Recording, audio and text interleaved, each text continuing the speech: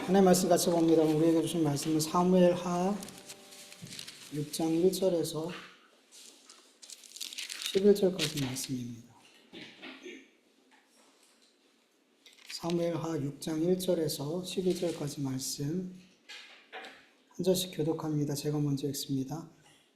다윗이 이스라엘에서 뽑은 무리 3만 명을 다시 모으고 다윗이 일어나 자기와 함께 있는 모든 사람과 더불어 알레우야로 가서 거기서 하나님의 궤를 메우려 하니 그 궤는 굴절 사이에 조성하시니 만군의 여호와 이름으로 불리는 것이라. 그들이 하나님의 궤를 새 수레에 싣고 산에 있는 아비나답의 집에서 나오는데 아비나답의 아들 우사와 아요가 그 새 수레를 문이라 나를 집에서 하나님의 궤를 싣고 아요를 앞에서 가고 다윗과 이스라엘 온 족속은 잣나무로 만든 여러 가지 악기와 수금과 비파와 소구와 양금과 재금으로 여호와 앞에서 연주하더라. 그들이 나무에 타자마다 소리를 띠므로 우사가 손들어 하나님의 궤를 들었더니 여호와 하나님이 우사가 잘못함으로 말미암아 진노하사 그를 그곳에서 치시니 그가 거기 하나님의 궤 곁에서 죽으니라. 여호와께서 우사를 치심으로 다윗이 그곳을 베레스우스라 부르니 그 이름이 오늘까지 이르니라. 다윗이 그날에 여호와를 두려워하여 이르되 여호와의 궤가 어찌 내게로 오리요 하고 다윗이 여호와의 궤를 옮겨 다윗성 자기에게로 옮겨 그를 즐겨하지 아니하고 가드 사람 오베데돔의 집으로 옮겨 간지를 같이 읽습니다. 여호와의 궤가 가드 사람 오벤에돔의 집에 석 달을 있었는데 여호와께서 오벤에돔과 그의 온 집을 복을 주시니라. 아멘. 제가 10절까지만 적었네요. 여기 오늘 본문 보면 다윗이 여호와의 언약궤를 자기가 있는 다윗 성으로 이렇게 옮기려다가 실패한 내용이 기록되어져 있어요. 다윗이 왜 언약궤를 옮겨오는 이 일을 실패하게 됐는지 보면서 우리 신앙의 모습을 좀 돌아봤으면 좋겠어요. 여러분, 여호와의 언약궤가 어디 있다 그러죠? 기럇 여아림의 집에 있었다 그래요. 언약궤의 위치가 마지막으로 기록된 장을 보면 사무엘상 7장 1절이에요. 기럇 여아림 사람이 와서 여호와의 궤를 옮겨 산에 있는 아비나답의 집에 들여놓고 그 아들 엘리야셀을 거룩하게 구별하여 여호와의 궤를 지키게 하였더니, 그러니까 기럇 여아림 사람들이 살고 있는 그곳으로 옮겼는데 이제 아비나답이라는 사람이 이제 그 집에 모셔뒀더라는 거죠. 이게 마지막 기록이에요. 근데 여러분, 원래 사사시대에 엘리가 대제사장으로 있을 때 이 언약궤는 실로라는 곳에 있었어요. 그 당시에 실로가 종교적인 어떤 중심적 역할을 했었는데, 실로라는 곳에 있었는데, 성경을 보면은 마지막 기록은 기럇 여아림 이 지역에 있게 됐더라는 거죠. 실로에서 제사장들이 모시고 있어. 대제사장과 제사장들이 모시고 그 실로에서 모셨는데 그렇게 옮겨가 그냥 가정 개인 집에 모셔두게 되었더라는 거죠. 어떻게 이런 일이 일어났을까요? 사사시대 이스라엘 사람들과 블레셋 사람들이 전쟁을 했어요. 근데 첫 번째 전쟁에서 이스라엘 백성들이 졌어요. 그러자 이 전쟁에서 진 원인을 어떻게 생각했냐면 장로들이 여호와의 언약궤가 우리와 함께 있지 않아서 우리가 졌다. 그러니까 빨리 가서 이 언약궤를 우리 진영으로 가져와라. 그렇게 이야기하죠. 그래서 누구예요? 그 홈리와 비느하스가 맞죠? 홈리와 비느하스 맞나요? 대제사장 엘리의 아들 둘이 홈리 비느하스가 언약궤를 가지고 이렇게 전쟁터로 갔죠. 그래서 이제 이스라엘 백성들이 갑자기 이렇게 사기가 오르죠. 이겼다. 여호와의 언약궤가 우리에게 왔으니 우리가 이겼다. 어떻게 됐어요? 졌어요. 그리고 언약궤를 블레셋 사람들한테 뺏겼단 말이죠. 처음이에요. 이 하나님의 언약궤가 이방인들한테 뺏긴 일은 이때 처음 딱 한 번 있었어요. 이때 일어났어요. 여러분, 언약궤가 있고 없고의 문제가 아니잖아요. 그렇죠? 전쟁에서 이기고 지고는 언약궤가 있고 없고의 문제가 아니죠. 근데 그들은 언약궤가 있으면 이길 거라고 생각했어요. 이게 뭐냐면은 우상화된 거예요. 우상은 뭐냐면 나의 유익을 위해서 있는 거예요. 나의 유익과 그러니까 이 언약궤가 있고 없고의 문제가 아닌데 이건 신앙적인 문제인데 하나님이 이스라엘 백성들이 하나님을 잘 섬겼다면 하나님께서 모든 이방인들과의 전쟁에서 어떻게 하셨어요? 구약에 보면 이기게 하셨어요. 그들이 신앙 가운데 있고 하나님을 의지하면 구약 시대에서는 하나님 무조건 이기게 하셨어요. 아무리 강한 적도 이기게 하셨어요. 근데 이스라엘 백성들이 패배한 거는 단순히 언약궤 있고 없고가 문제가 아니라 그들이 하나님을 우상처럼 섬겼기 때문이에요. 언약궤를 우상화했다라는 건 하나님을 우상화했다라는 거죠. 자기 마음대로 옮길 때까지. 이게 아니잖아요, 이거. 결국엔 신앙의 문제예요. 근데 우리 그리스도인들도 많은 경우가 그래요. 내가 뭘 하고 안 하고에 따라서 하나님께서 나에게 복 주시고 승리를 주시고 패배를 주시고 잘 못되게 해주시고 이렇게 생각해요. 내가 하나님 앞에 열심히 교회를 다니고 뭐 새벽 예배도 다니고 헌금도 많이 드리고 선교도 다니고 교회에서 하라는 거 열심히 다 했더니 하나님께서 복을 주시더라. 이거예요, 아니에요? 아니에요. 근데 그런 많은 성도님들이 내가 하나님 앞에 이렇게 했더니 하나님 이렇게 해주실 것 같은 마음이 있는 거예요. 그 마음이 있어서 그 일들을 하게 되면 이건 뭐예요? 하나님을 우상처럼 섬기는 거예요. 그러니까 옛날에 그 지극정성으로 뭐 물 한 그릇 뜨고 내 지성을 드리면 하늘이 감동하는 뭐 이런 게 아니란 말이에요. 근데 그런 비슷한 마음으로 하나님을 섬기는 경우가 많아요. 내가 하나님을 이렇게 하면 하나님께 이렇게 하면 승리할 거야. 잘 될 거야. 복 줄 거야. 이런 마음으로 신앙생활하는 사람들이 그리스도인들 안에 그러니까 종교 생활이죠, 이거는.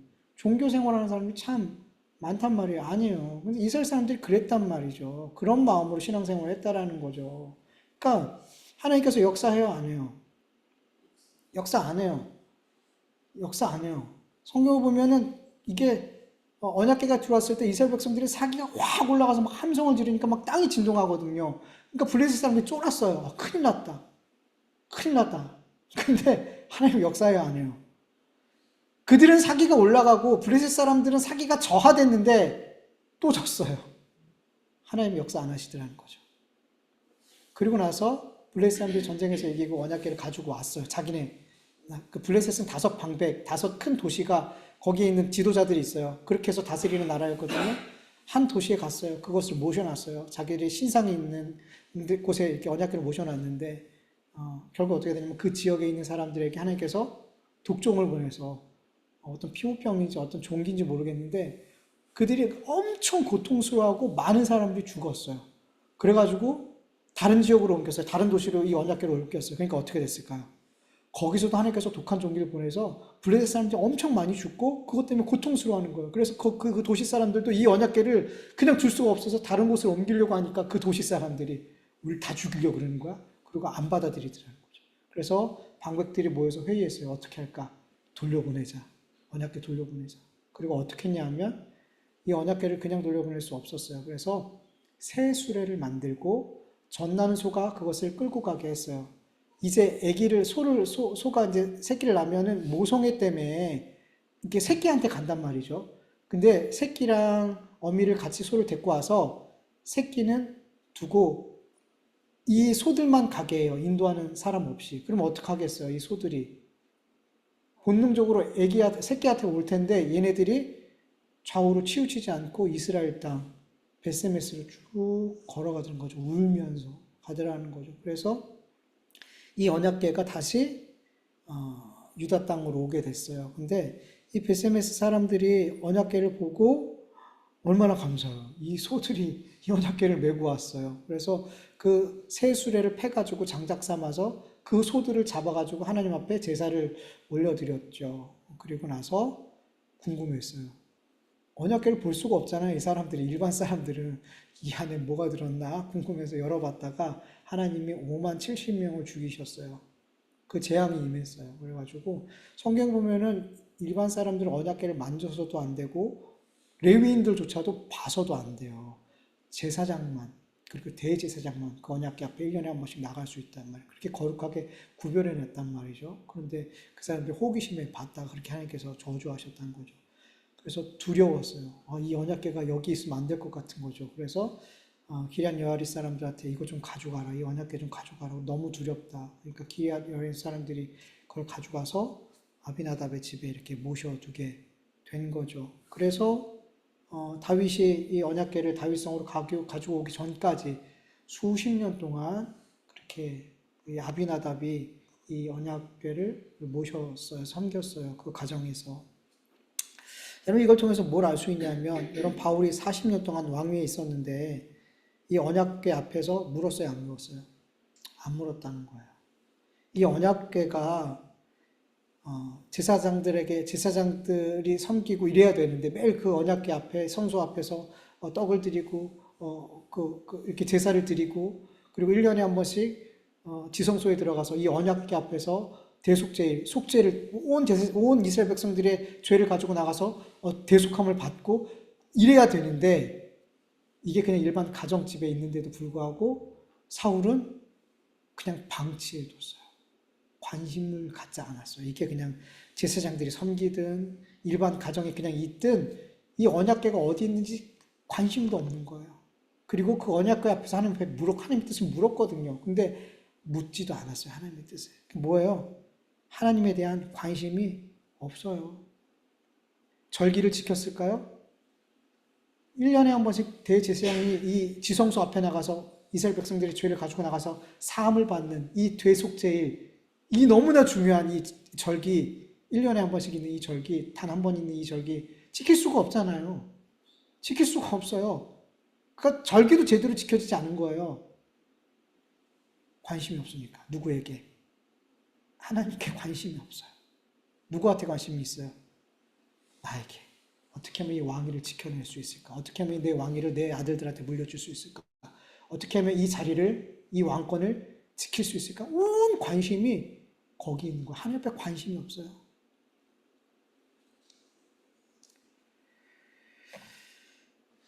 그런데 여러분, 다윗은 하나님의 임재의 상징, 이 언약궤가 일반 가정에 이렇게 모셔져 있는 걸 그냥 볼 수가 없는 거예요. 그냥 볼 수가 없는 거예요. 그래서 이 언약궤를 자기가 있는 이 다윗성으로 모셔와야겠다, 옮겨와야겠다라는 생각을 한 거죠.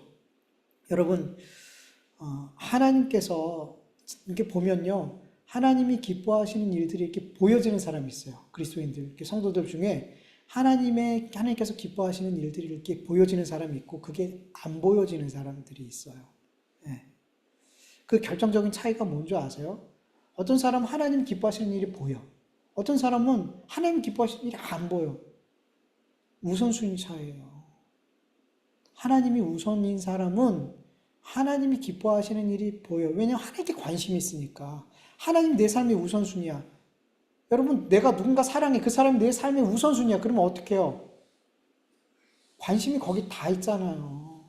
뭘 먹어도 이 사람과 와서 여기 꼭 와봐야겠다. 이 사랑하는 사람이랑 나 여기서 꼭 먹어봐야겠다. 뭐 이러잖아요. 여행을 가도 이 사람이랑 꼭 여기 와봐. 그러니까 떨어져 있어도 관심이 항상 내가 사랑하는 사람, 내가 관심을 두는 그 사람에게 있단 말이에요. 우리의 생각이, 우리가 하나님이 우리의 삶의 우선순위면 무엇을 하든 하나님께 계속 관심이 가요. 하나님 기뻐하시는 일들에 대해서 자꾸만 생각하게 된단 말이죠. 하나님이 싫어하는 일이 이런 거, 하나님 기뻐하시는 일이 이런 거, 이게 자꾸만 생각한단 말이죠.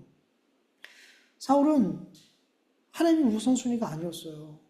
하나님이 뭐에 관심이 있는지, 뭘 기뻐하시는지 전혀 생각하지 않아요. 그냥 어떻게 하면 어떻게 하면 내가 기뻐하는 일, 어떻게 하면 그러니까 자기가 기뻐하는 일에 온 관심이 있더라는 거죠. 그러니까 하나님의 임재의 상징, 이스라엘 백성들에게 너무 소중한 그 언약궤가 그렇게 40년 넘게 방치되어 있는데 그냥 관심을 두지 않아요.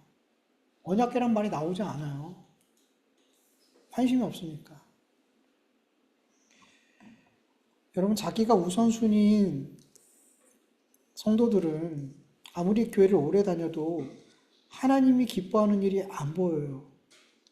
교회를 다녀도 늘 내가 기뻐하는 일 위주로 신앙생활을 한단 말이에요. 교회 안에서 나를 기쁘게 하는 게 뭔지를 자꾸만 찾는단 말이죠. 나를 드러내고 사람들에게 주목과 칭찬을 받을 수 있는 그런 일들에 막 열심히 내고.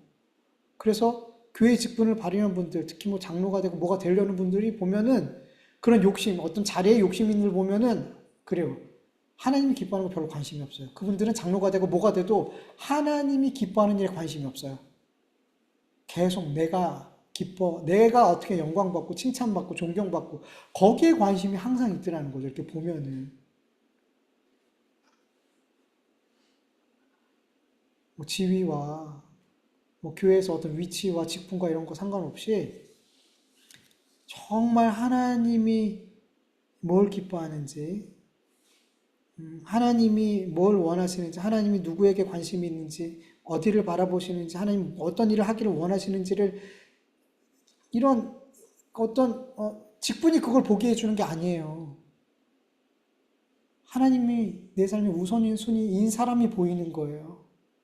사람들이 알아주든 알아주지 않든 그냥 묵묵히 그 일이 보여지니까 그 사람들은 교회에서 그렇게 묵묵히 봉사하는 거예요. 묵묵히 헌신하는 거예요. 안 알아줘도 돼요. 직분 안 줘도 돼요. 그냥 그게 보이는 거예요. 하나님이 이 일을 기뻐하고 하나님이 저 사람에게 관심이 있고 저 어려운 분들에게 하나님의 눈이 가고 있다는 게 보여지는 거예요. 그러니까 그렇게 하더라는 거죠. 저는 가끔씩 교회 안에서 그런 분들 봐요. 알아주지 않아요. 근데 묵묵히 아무도 목회자도 잘 모르는데 찾아가서 도와주고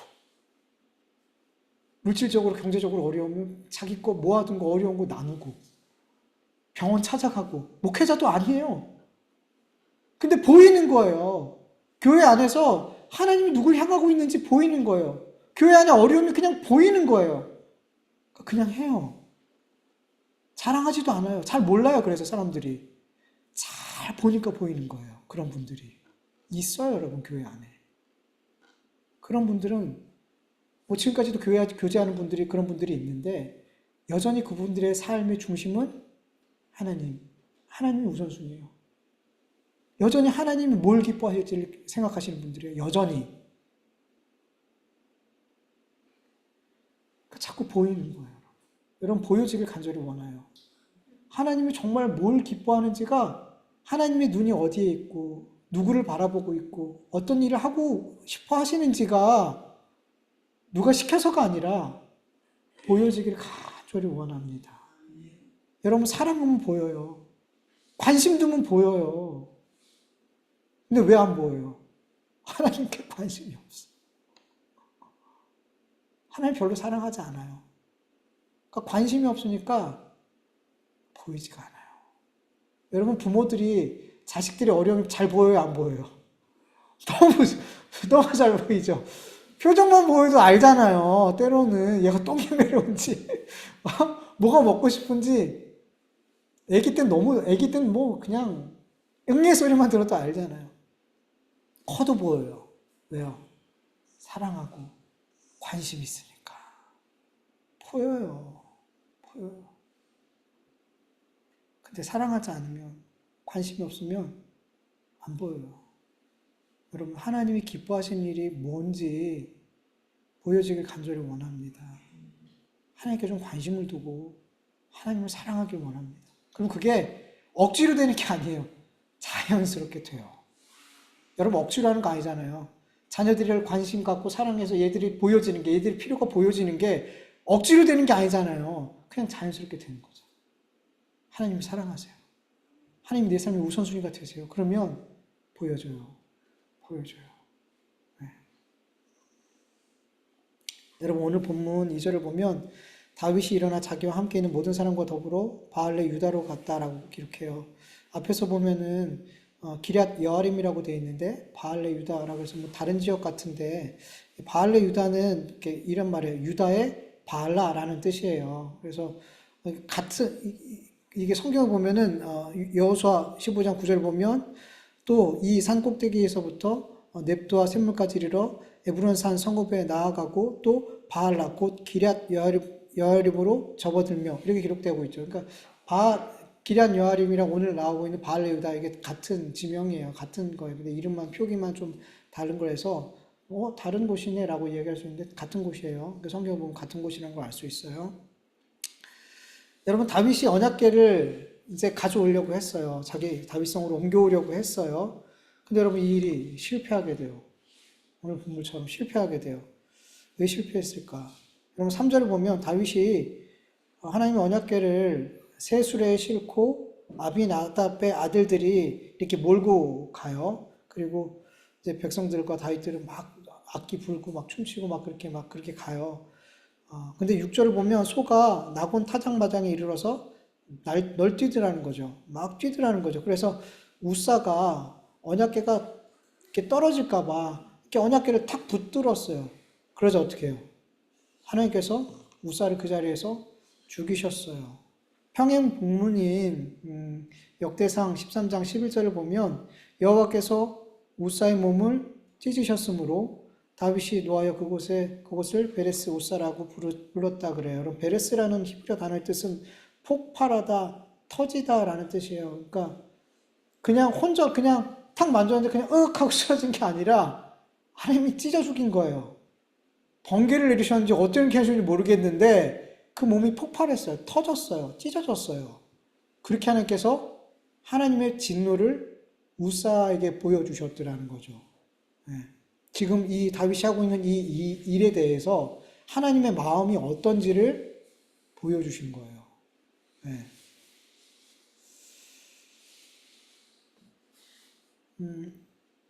언약궤를 그렇게 개인이 모시고 있었던 거를 다윗성으로 옮겨서 이제 제사장들이 본격적으로 제대로 섬기는 것, 이거 옳아요, 틀려요?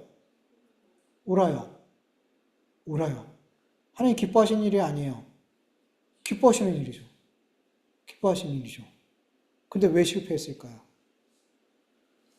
여러분 역대상 13장 1절에서 4절까지 보면 다윗이 천부장과 백부장 곧 모든 지휘관, 군 지휘관이에요. 지휘관들과 더불어 의논하고 다윗이 이스라엘 온 회중에게 이르되 만일 너희가 좋게 여기고 또 우리 하나님 여호와께로 말미암았으면 우리가 이스라엘 온 땅에 남아있는 우리 형제와 또 초원에 딸린 성읍에 사는 제사장과 레위 사람들에게 전령을 보내 그들을 우리에게로 모이게 하고 우리가 우리 하나님 궤를 우리에게로 옮겨오자.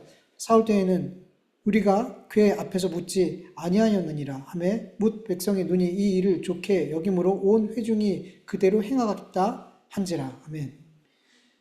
여러분 오늘 본문에 기록되어져 있지 않지만 다윗이 언약궤를 다윗성으로 옮겨 있는 일에서 혼자 결정하지 않았어요. 군 지휘관들을 불러서 의논했어요. 그리고 온 회중이 이 일을 좋게 여겼어요. 그래서 이 일을 하기로 결정하고 즉시 실행에 옮기게 되죠. 그런데 결론적으로 실패했어요. 왜 실패한 거예요? 제일 중요한 건 하나님께 묻지 않았어요. 다윗이 뭐라 그러면 하나님께로 말미암았으면 이 일이 하나님께로 말미암았으면 우리 이렇게 하자. 이렇게 표현하고 있단 말이죠. 하나님께서 응답을 받았다든지 하나님께 물었더니 응답해 주셨다든지 확신해 주셨다 이런 내용이 아니에요. 하나님께로 왔다면 이 일이 우리 그렇게 하자 이렇게 다윗이 말했다는 걸 보면서 그리고 이 일이 실패한 걸로 돌아가는 걸 보면서 이 일에 대해서 다윗이 하나님께 어떤 응답을 정확히 안 받았다라는 걸 우리는 확인할 수 있어요. 여러분 하나님께서 기뻐하시는 일이에요. 누가 봐도 하나님 기뻐하시는 일이에요. 근데 그럼에도 불구하고 우리는 어떻게 하는 거예요? 묻는 거죠. 너무 명백하게 하나님이 원하시고 하나님의 뜻이에요. 그럼에도 불구하고 하나님 이 일이 하나님께서 원하시는 일이고 하나님이 기뻐하실 일 같은데 하나님 이 일을 해도 되나요? 이게 종 아닌가요? 이게 하나님을 나의 주님이라고 부르는 자들의 삶 아닌가요? 하나님의 생각과 나의 생각은 틀리다. 하나님의 생각은 하늘이라면 나는 땅이야. 하나님의 생각이 우주같이 크다면 나는 이 땅에 불과해. 이걸 인정하는 자들의 삶 아닐까요? 그래, 다윗이 이 중요한 거를 놓쳤어요. 놓쳤어요. 여러분, 왜 놓쳤을까요? 여러분, 다윗은 왕이 되고 너무 기뻤잖아요. 너무 오랜 시간 고난 가운데 통과해서 왕이 됐잖아요. 너무 기뻤는데 기쁨도 잠시 어떤 일이 있었어요? 지난주에 말씀 나눴던 것처럼 블레셋 사람들이 두 번이나 쳐들어왔어요. 엄청 큰 문제가 생겼죠. 큰 즐거움과 기쁨과 형통함과 잘됨이 있었는데 그 일이 얼마 있지 않아서 그걸 누릴 시간도 없이 문제가 왔어요. 그때 어떻게 했어요? 다윗이 하나님께 여쭙죠. 기도했죠. 그래요, 여러분, 우리가 어떤 어려운 일이 찾아오면 엎드리는 거 사실 그렇게 어렵지 않아요. 하나님 앞에 묻고 하나님, 우리 큰 일이 있었어요. 이 문제 어떻게 해야 돼요? 감당 안 되는 일, 그런 일 더 오면 더 엎드리게 되죠. 기도하게 돼요. 그리고 어떻게 했어요? 이 문제가 하나님께서 응답하심으로 말미암아, 하나님의 도우심으로 말미암아 잘 해결이 됐어요. 그러니까 얼마나 감사해요. 그러니까 다윗 안에도 이 감사를 표현하고 싶잖아요. 근데 계속 걸렸던 이 언약궤, 이거 하나님 앞에 갖고 와야겠다. 그쵸? 너무 옳은 생각이고 하나님의 감사의 표현이라고 할 수도 있겠죠. 근데 뭐 이런 일이 이게 순차적으로 일어나는 일 같지는 않아요. 근데 어쨌든 이렇게 좋은 일이 있은 뒤에, 여러분, 이런 승리가 있은 뒤에 시험이 오더라는 거죠. 시험이 오더라는 거죠. 근데 이 시험이 시험 같지가 않더라는 거죠. 하나님의 기뻐하시는 일이라고 생각되는 일을 하는 걸 누가 시험이라고 생각해요? 아, 이건 분명히 하나님 기뻐하시는 일이야. 저분을 도와주는 것, 저 어려운 성도들을 도와주는 것, 저 목회자를 도와주는 것, 저 교회를 도와주고 선교하고, 이거 하나님 너무 기뻐하시는 일이야. 뭐 이거 물어볼 것도 없어. 이걸 누가 시험이라고 생각하겠어요? 근데 이것도 시험이에요, 여러분. 너무나 당연한 일인데. 다윗은 어려운 문제 앞에서는 하나님 앞에 기도했는데, 이 일은 하나님이 당연히 기뻐할 거라고 생각했기 때문에 마음이 앞서고 행동이 앞서고 기도하지 않게 되었더라는 거죠. 근데 사실 이것도 그 마음에 오는 시험이란 말이에요. 너무, 여러분, 시험은 고난만 시험이 아니에요. 형통할 때 시험이 더 많아요, 여러분. 고난보다 형통할 때 시험이 더 많아요. 왜 근데 우리가 왜 못 느끼냐면 그거를 시험이라고 못 느끼기 때문이에요. 형통함은 그냥 복이라고 생각하지 시험이라고 생각하지 않아요. 나에게 있는 좋은 생각들, 선한 생각들은 그걸 좋게 여기지 그걸 시험이라고 생각하지 않아요. 내 안에서 일어나는 좋은 것들, 좋은 생각들에 대해서는 시험이라고 생각하지 않아요. 아니에요, 여러분. 마귀가 얼마나 교묘한지 몰라요. 이거 좋은 일이야, 해봐. 이거 하나님 기뻐하시는 일이야, 해봐. 아니에요. 우리가 이런 시험에 들지 않으려면 고난 중에도 하나님 앞에 여쭙고 내 안에 하나님께서 원하시는 일이라고 생각하는, 하나님을 기쁘게 해드리는 일이라고 생각하는, 이건 좋은 생각이야, 선한 일이야 라고 생각하는 그런 일들도 어떻게 하는 거예요? 하나님 앞에 여쭙고. 우리가 시험에 들지 않는 건 그 방법은 모든 상황에서 하나님 앞에 물어보는 거예요. 하나님이 내 삶에 계속 주인됨, 하나님의 생각이 내 생각보다 옳다는 것을 인정하고 계속 물어보는 거예요. 물어보는 거예요. 네. 그때 하나님께서 지혜를 주시고 하나님의 뜻을 알려주신단 말이에요. 다윗이 너무 이 일을 기뻐하신다라는 확신이 앞서서, 마음이 앞서서 구하지도 않고 그냥 이 일을 빨리 하고 싶었던 거예요. 여러분, 우리 그럴 때 있잖아요. 이거 너무 기뻐하시는 것 같아서 막 하고 싶을 때 있어요. 아, 이거 너무 하나님 기뻐하시는 일이야. 그래서 막 하나님 앞에 묻지도 않고 막 하고 싶을 때 있어요. 마음이 막 너무 앞섰을 때가 있어요. 특히 하나님이 우선순위인 삶을 사는 사람들, 하나님이 기뻐하는 일이 보여. 하나님이 기뻐하는 일이 보여. 그럼 막 그 일을 막 하고 싶어. 이런 실수는 이런 분들이 하는 거예요. 마음이 우선순위 없는 사람도 이런 실수 안 해요. 이런 실수 하지 않아요. 이런 실수할 기회가 없어요. 근데 이런 실수는 누가 하냐면 하나님을 우선순위에 둔 사람, 하나님 기뻐하시는 일들이 보이는 사람들이 이런 실수를 해요. 그래서 하나님 우선순위 없는 사람은 이 설교가 별로 필요하지 않아요. 근데 하나님이 우선순위 있는 사람들은 이런 경고가 우리에게 필요하단 말이죠. 그런 실수 저도 많이 했고 우리의 삶에 많은 이런 실수들을 한단 말이에요. 저도 사역하면서 이런 실수 얼마나 많이 했는지 몰라요. 안 물어보고. 너무 당연해서. 물어볼 것도 없는 거예요. 너무 당연하니까. 그리고 하나님 앞에 응답받지 기도는 했죠. 근데 응답이 없었어요. 근데 그냥 해버렸어요. 근데 이게 그 사람에게도 독이 되고 우리에게도 교회에도 독이 되더라고요. 너무 많이 느꼈어요. 그래서 그걸 계속 겪으면서 이제 마음에 결심한 거죠. 무조건 묻자. 무조건 묻자. 아무리 좋아 보이고 아무리 옳아도 아무리 하나님께서 기뻐하는 일처럼 보여도 물어보자. 물어보자. 하나님께 여쭙자. 그래서 제 안에 이제 그게 확신이 됐어. 계속 그런 일이 있어 보니까 아는 거예요. 아, 이건 독이구나. 하나님 기뻐하시는 일도 하나님께 여쭙지 않고 하면 그건 독이구나. 이런 걸 깨닫게 되더라는 거죠. 하나님 앞에 묻지 않고 다윗은 자기들의 방법대로 최선을 다해서 하나님 언약궤를 가져오려고 했어요. 5절에 보면 다윗과 이스라엘 모든 가문은 온 힘을 다하여서 잣나무로 만든 온갖 악기와 수금과 검은고를 타고 소고와 꽹과리와 심벌질을 치면서 주님 앞에서 기뻐했다. 이렇게 막 기뻐하면서 잔치처럼 막 하나님께 막 그렇게 찬송을 올려드리면서 언약궤를 이렇게 모셔가고 있었더라는 거죠. 나름 어때요? 잘 준비했어요. 최선을 다했어요. 온 백성들이. 근데 실패했어요.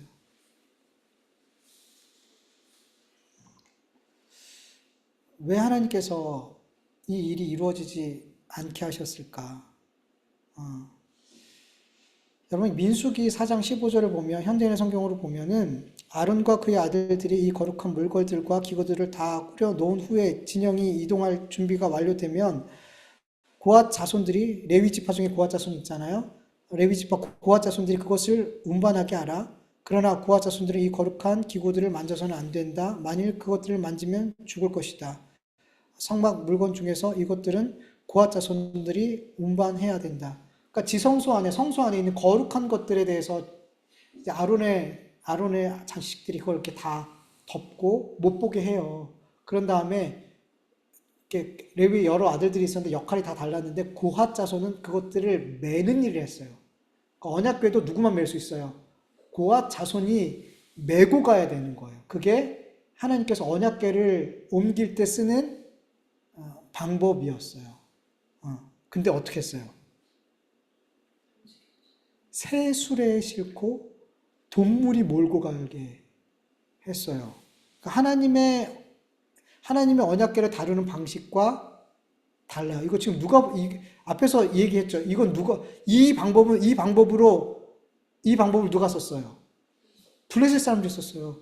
블레셋 사람들이 새 수레에다가 소에다 그걸 싣고 가게 했어요. 이건 이방인들의 방법, 하나님을 모르는 율법이 없는 이방인들이 한 방법이었단 말이에요. 근데 그걸 누가 하고 있어요?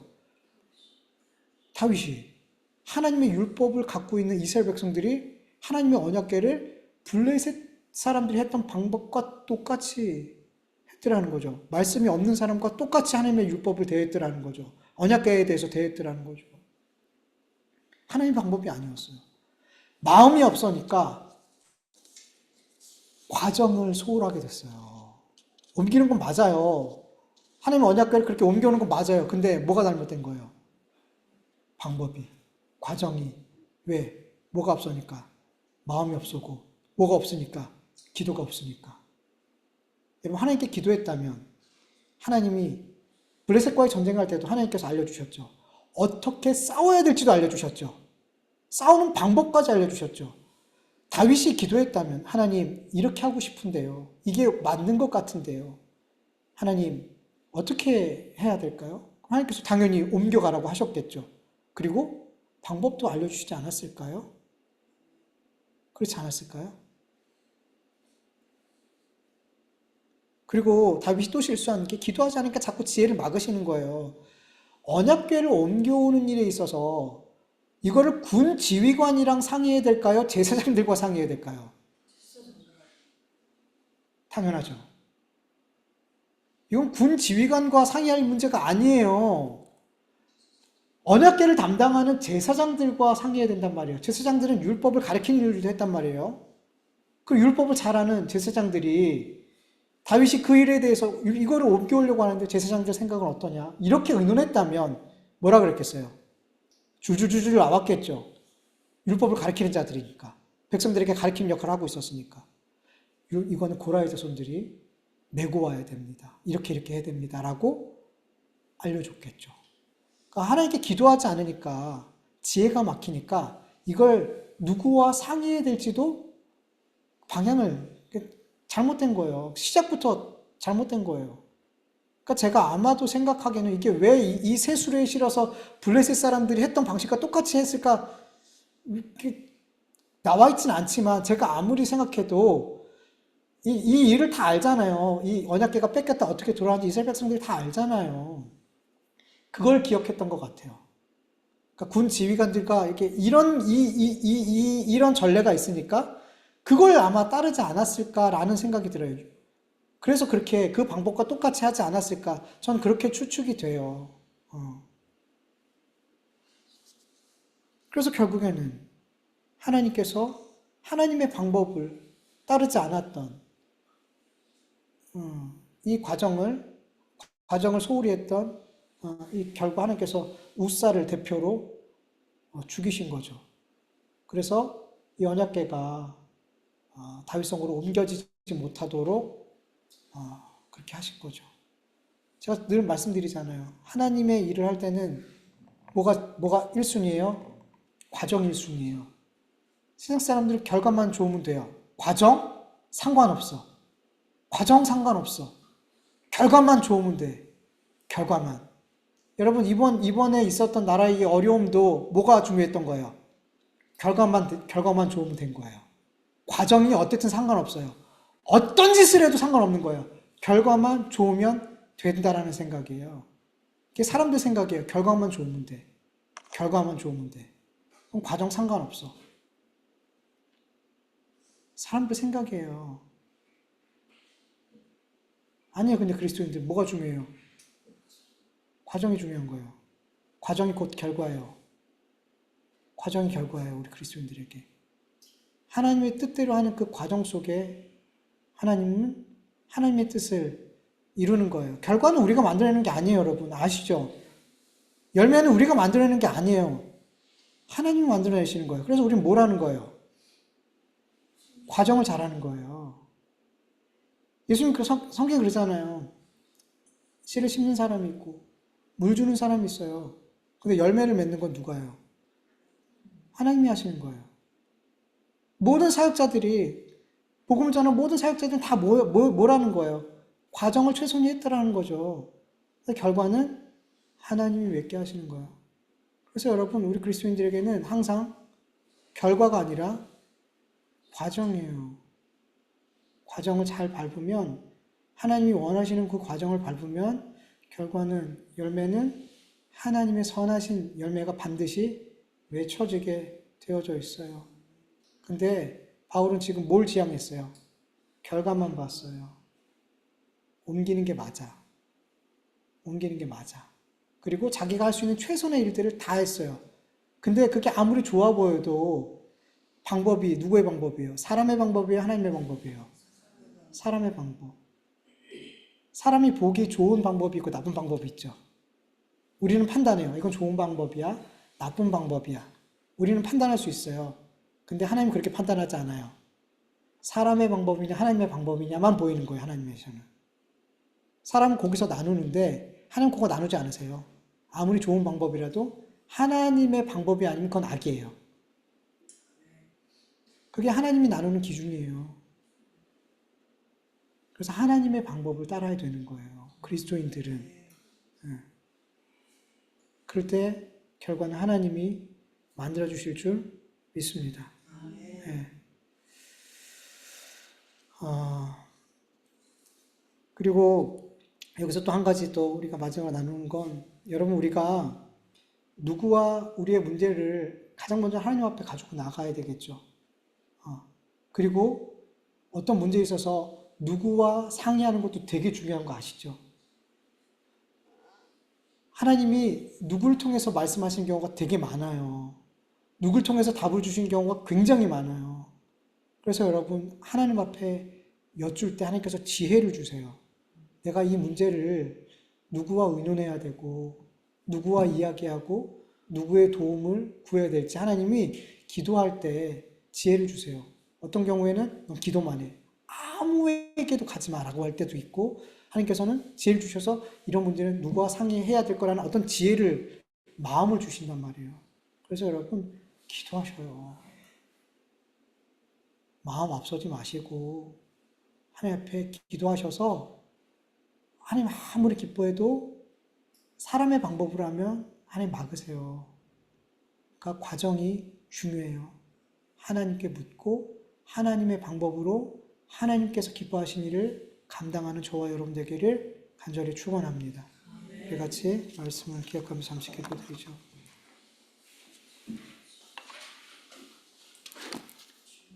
하나님 아버지 감사합니다.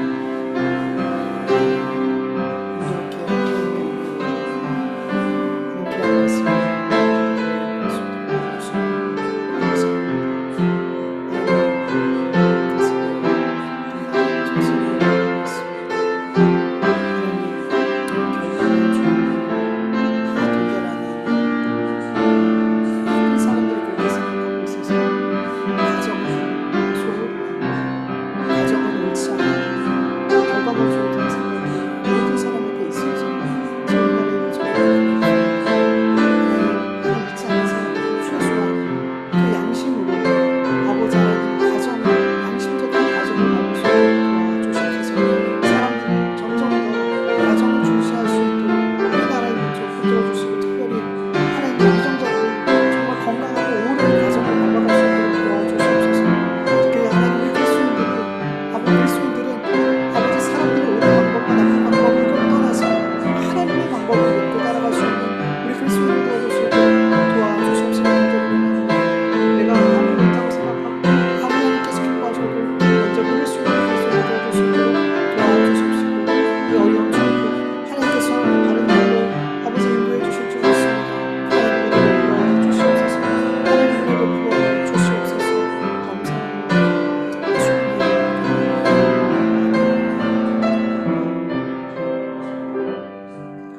하나님 감사합니다. 오늘도 귀한 예배 하나님 앞에 올려드리게 하여 주시고 우리의 찬송과 기도를 받으시고 또 응답해 주실 줄 믿습니다. 하나님 오늘 우리에게 주신 말씀이 있사오니 이 말씀이 우리의 마음에서 떠나지 않고 또 우리의 삶을 좌우로 치우치지 않고 주님의 길로 갈 수 있게 하는 말씀 되게 하여 주시옵소서. 하나님이 늘 옳습니다. 이 나라의 민족 모든 국민이 어려운 상황이다라고 생각하고 있는 이 시점이지만 하나님 사람들은 이게 옳아 다른 사람은 저게 옳아라고 말하고 있지만 하나님이 옳으십니다. 그리고 하나님이 가장 좋은 방법을 좋은 것으로 이 나라 이 민족을 이끌고 가고 계심을 믿게 하여 주시옵소서. 그냥 눈에 보여지는 것으로 인해서 우리의 마음이 분노하고 때로는 낙심하고 때로는 즐거워하고 그렇게 눈에 보여지는 것으로 우리 그리스도인들이 그렇게 감정이 좌지우지 되는 것이 아니라 행동이 좌지우지 되는 것이 아니라 우리 그리스도인들만큼은 하나님이 역사하시는 것이 눈에 보여지게 하여 주시옵소서.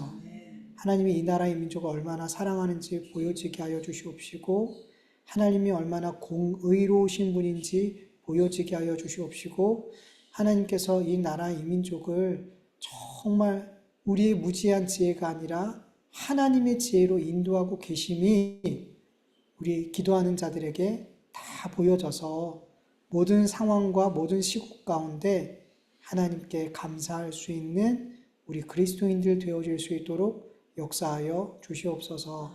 하나님, 이 시간 귀한 예물 하나님 앞에 올려드렸습니다. 이 귀한 예물이 하나님의 선하신 뜻과 하나님의 백성들이 하나님을 더 사랑할 수 있는 그런 계기를 만드는 귀한 곳곳에 이 물질들이 사용되어질 수 있도록 도와주시옵시고 우리 성도들의 삶 늘 일용한 양식으로 채워주시옵시고 하나님이 내 필요보다 더 내 필요를 아심을 믿고 하나님 앞에 절대 의존하고 절대 신뢰하는 우리 그리스도인 되어질 수 있도록 도와주시옵소서. 이제는 우리 주 예수 그리스도의 은혜와 하나님의 다하심이 없는 사랑하심과 성령님의 인도하심과 교통하심과 충만하심이 아무리 하나님이 기뻐하시는 일이라 할지라도 다시 한번 하나님 앞에 엎드려 묻고 하나님의 선하신 방법대로 하나님의 선하신 일들을 하길 원하는 하나님의 자녀들 머리 위에, 교회 위에, 이 나라 이민족 위에 이제로부터 영원토록 함께할지어다.